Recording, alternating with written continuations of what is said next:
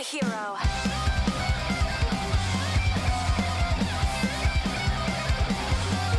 Tonight they'll don their masks, the kids that tear it down, and all the scheming lies will soon evoke the end. Turn up the temperature, entice that golden taste, give it some flavor, flavor, flavor. Let's drive them crazy, return to the yesterday we cast away. Let's drive them crazy, we'll overrun the point of no return. I know. Let's drive them crazy, till you will find your vendettas futile. So throw away that ego. Have you gone crazy? Call out to me, come on again, again. Are you ready to respect the hero?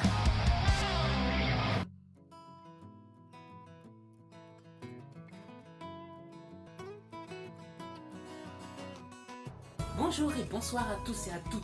Et aujourd'hui, je suis une sirène. Vous aviez jamais remarqué? Genre, mes longs cheveux soyeux, mon corps de rêve, ma queue. En tout cas, aujourd'hui, je vous ai préparé un jeu avec des sirènes. Vous allez rêver, réfléchir et vous épanouir dans l'océan au travers de cette adaptation de 2 œuvres. La série télé H2O et le manga et film Les Enfants de la Mer. L'adaptation de H2O. Vous voyez, j'ai un petit carnet qui maintenant est au tome 3 et où je note toutes mes idées pour les jeux de rôle, des dessins, des projets personnels, des jeux de rôle. T'avais déjà dit jeu de rôle. C'est parce que c'est pas le même genre de jeu de rôle. Ainsi, j'ai un carnet où je note tout. Et un jour, il y a un élan de nostalgie qui m'y a fait noter l'idée d'un jeu de rôle sur une série de mon enfance. Mais j'aurais jamais cru y arriver et j'aurais jamais cru que ça donnerait ça. Mais on va commencer par le commencement. H2O, c'est quoi? Nous sommes en 2006. Bah non. C'est vrai, j'ai menti. Nous allons suivre l'histoire de Emma, Cléo et Ricky, 3 lycéennes qui vont par hasard se retrouver mêlées à une magie les transformant en sirènes dès qu'elles touchent l'eau. Enfin par hasard... Ça a quand même nécessité de passer par des endroits où tu passes pas tous les jours. Je crois qu'on n'a plus d'essence. On n'a qu'à ramer jusqu'à cette île. L'île de Mako. Oublie. Personne ne va là-bas. C'est un coin plein de requins. Puis c'est bourré de récifs et il y a la mangrove aussi. Bah écoute, ta série là, elle a été tournée en Australie, donc ta petite île, elle est aussi dangereuse qu'une salle de bain. Toujours est-il qu'avec ses transformations ainsi que d'autres pouvoirs magiques secondaires, la série va beaucoup tourner autour du fait que les personnages veulent garder leur situation secrète. Ce qui est confronté au fait qu'elles veulent une vie normale. Elles veulent avoir un petit boulot, avoir une vie sociale, avoir une vie amoureuse. J'ai re-regardé la série pour être possiblement inspiré pour mon jeu de rôle, et j'ai été très surpris de voir qu'en fait, c'était moins pire que ce que je pensais. Il y avait clairement ce côté écrit et pensé pour des enfants à l'école primaire, la plupart du temps. Mais il y avait aussi de très bonnes trouvailles. Jusqu'à la saison 2, qui a été écrite pour les enfants d'école primaire et par des enfants d'école primaire, qui étaient en stage. Ça me semblait la seule explication. Mais toujours est-il que l'univers de H2O, avec sa magie et son ambiance mystérieuse, formeront une partie de mon univers de jeu de rôle. Dans la pensée de la mère, les joueurs vont incarner des personnages peut-être adultes, peut-être ados, peut-être à l'école primaire, et qui se transforment en sirènes. Ils auront alors accès à différents pouvoirs magiques qu'ils pourront faire évoluer, faire chauffer l'eau ou alors la geler, contrôler son apparence. Et à partir de là, j'ai imaginé plusieurs races de sirènes, à partir des mythes grecs, d'une déesse africaine, des Selkie. Les quoi? Les Selkie, c'est des sirènes à moitié phoques. Il vient ensuite Les Enfants de la Mer. Et ça, pour le coup, c'est pas un film de mon enfance vu qu'il est sorti l'année dernière. Les Enfants de la Mer, donc, ne traitent pas directement des sirènes, mais c'est clairement l'idée. Nous sommes au Japon. Bah non. C'est vrai, j'ai encore menti. Les Enfants de la Mer, c'est donc l'histoire d'une jeune fille qui va rencontrer 2 garçons ayant été élevés par des dugons dans la mer. Les dugons étant en partie à l'origine du mythe des sirènes. De ce fait, ils ont un point de vue et un lien très particulier avec le monde, ainsi que sur un étrange phénomène se passant un peu partout sur Terre. Au travers du film, on va se questionner sur notre place dans le monde, sur ce qui constitue le monde, sur la mort, le tout en rencontrant plein de personnages avec des réflexions sur ce sujet. Notamment un connard de hippie. Non mais vous avez vu ses cheveux? On dirait Réponse. Le but du film, en gros, c'est d'être poétique, d'être beau et de faire réfléchir. Moi, le point important à retenir pour la présentation de mon jeu, c'est qu'il va faire réfléchir, il va faire philosopher. Mais bien sûr, je ne suis pas philosophe. Du coup, bah tant pis.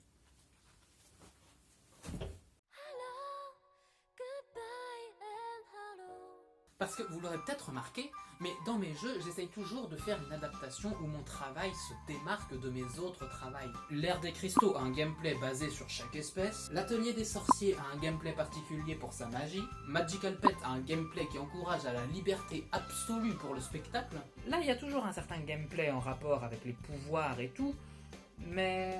Là où le jeu va vraiment se démarquer, c'est pour son adaptation des enfants de la mer, car le but du jeu va être de faire penser et réfléchir, notamment et surtout au travers de la philosophie.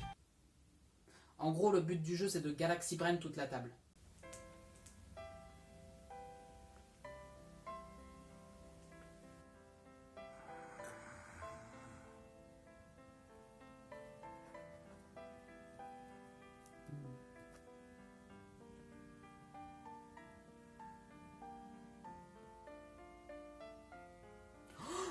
En fait, nous ne contrôlons pas nos vies, c'est le monde qui nous contrôle.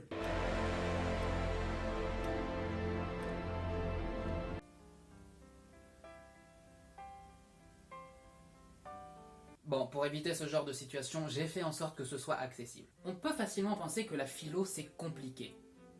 Mais... en vérité, pour peu qu'on se concentre et qu'on s'arrête pour retourner sur les passages qu'on ne comprend pas, c'est tout à fait accessible. D'autant plus qu'on va pas lâcher les joueurs dans une question philosophique sans aide. Un peu partout dans le scénario, il y a des ouvertures qui vont guider vers des arguments. Ce sera assez dur comme ça de trouver les joueurs, alors c'est pas le coup de les perdre en route.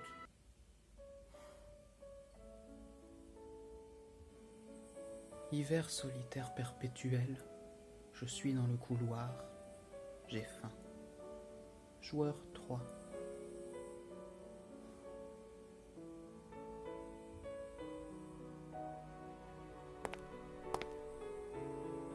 Eh bien, tu es tout seul. Je n'ai pas d'amis. Moi, j'ai des amis. Et ensemble, on pourrait jouer à un nouveau jeu.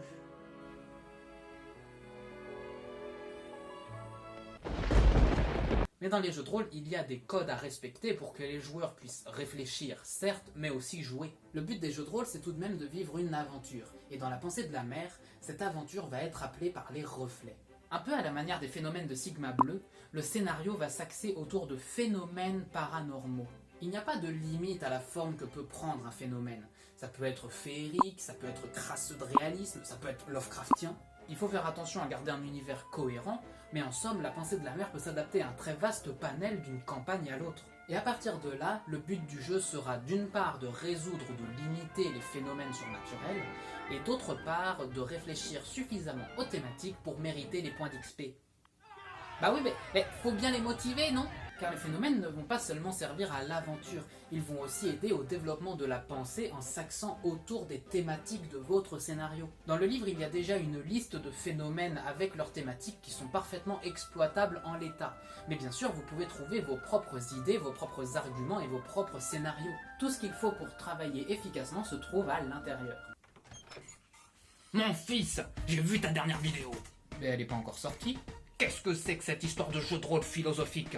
Tu t'éloignes beaucoup trop du but essentiel du jeu de rôle, le divertissement. Mais justement, tu trouves pas que c'est intéressant comme utilisation du média ? Oh toi, tu as grand besoin de renouer avec MJ Jésus pour qu'il pardonne tous tes péchés. Ne reviens pas me voir tant que tu n'auras pas fait pénitence.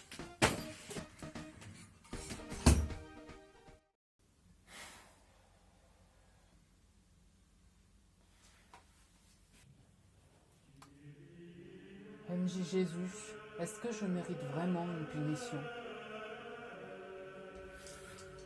46.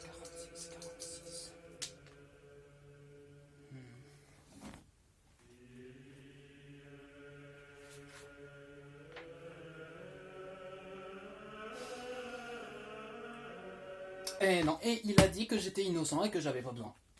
Je suis pas sûr que... C'est le privilège des maîtres de jeu de passer outre les jets de dés. Ah oui.